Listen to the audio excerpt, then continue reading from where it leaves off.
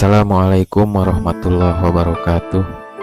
Hari ini saya akan membagikan sebuah cerita tentang keajaiban sholawat yang bisa merubah segalanya. Sahabatku sekalian, dalam hidup ini ada doa yang sering kali kita ucapkan, tapi tidak semua dari kita benar-benar menyadari bahwa kekuatan yang luar biasa yang tersembunyi di balik kata sholawat bukan sekedar rangkaian kata, tetapi jembatan cinta antara hamba dan Rasulnya. Dan kisah ini akan membuktikan bahwa satu sholawat dapat mengubah segalanya. Tapi sebelumnya saya harap tonton kisah ini sampai akhir, supaya tidak ada yang terlewat dari pesan moral kisah ini. Dan saya harap tekan like, share, dan subscribe untuk terus mendukung channel ini. Oke, langsung saja ke ceritanya. Namanya Idris. Usianya sudah mendekati 50 tahun. Sehari-harinya ia bekerja sebagai tukang servis elektronik keliling. Hidupnya pas-pasan. Istrinya sudah lama meninggal dan anak sematawayangnya pergi merantau dan sudah jarang menghubunginya. Ia tinggal di rumah yang sangat sederhana, hanya ditemani suara kipas angin tua yang berderit. Tapi bukan kemiskinan yang membuat Idris merasa hampa, melainkan kesepian yang diam-diam menggerogoti harapannya hari demi hari. Idris tidak pernah marah pada takdir, tapi hatinya sepi, terlalu lama tidak merasa dicintai dan terlalu lama tidak merasa diperhatikan. Suatu malam, ketika hujan turun dan mengguyur dengan deras, Idris berteduh di sebuah masjid kecil. Ia duduk di pojokan, memeluk jaketnya yang lusuh.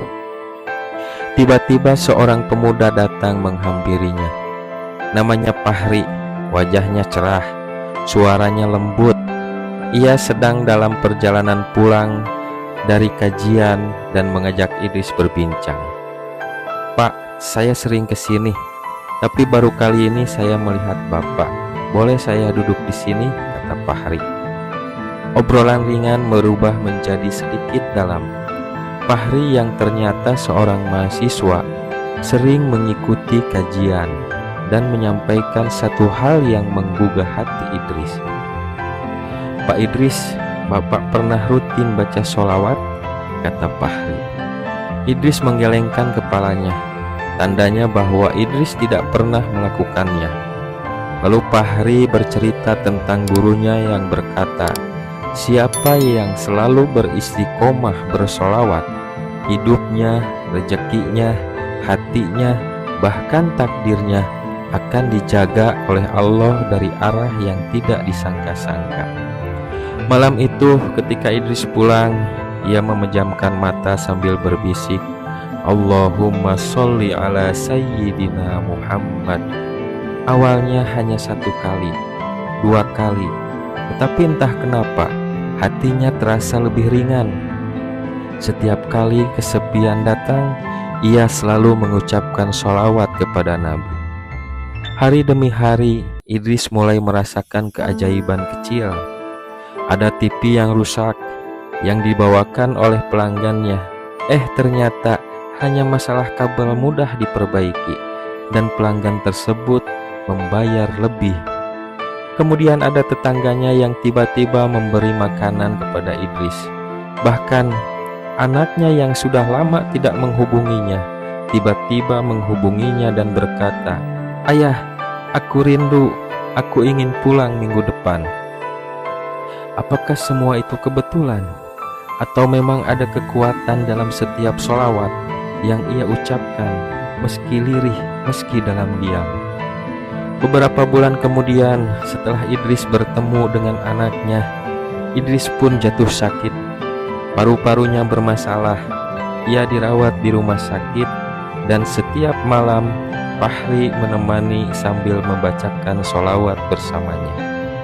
Dalam satu malam, Idris pun menangis, tetapi menangis bukan karena sakit, tetapi karena hatinya dipenuhi rasa cinta kepada Rasulullah.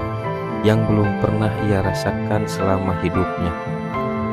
Fahri, aku rasa aku bukan siapa-siapa, tapi sholawat ini membuat aku merasa dekat dengan Rasulullah dan seperti ada yang menyambut aku di ujung jalan, kata Idris kepada Fahri. Beberapa hari kemudian, Idris pun wafat. Wajahnya tenang, senyum tergurat di bibirnya. Dan Fahri saat melihat jenazah itu, saya bersaksi, ia pergi dengan membawa cahaya. Aku bersaksi, ia adalah orang yang mencintai nabinya, dan Nabi tidak akan membiarkan cinta itu sia-sia, kata Fahri. Teman-temanku sekalian, kita tidak tahu seberapa dalam luka seseorang, tapi kita tahu satu hal, bahwa antara dzikir yang ada, hanya sholawatlah yang punya tempat istimewa. Ia tidak meminta banyak, hanya meminta keikhlasan saja. Dan ketika engkau mengucapkannya, maka Rasulullah pun akan menjawabnya. Maka apa yang engkau tunggu lagi? Segeralah ucapkan, Allahumma sholli ala Sayyidina Muhammad, karena bisa jadi itulah satu doa yang mengubah segalanya.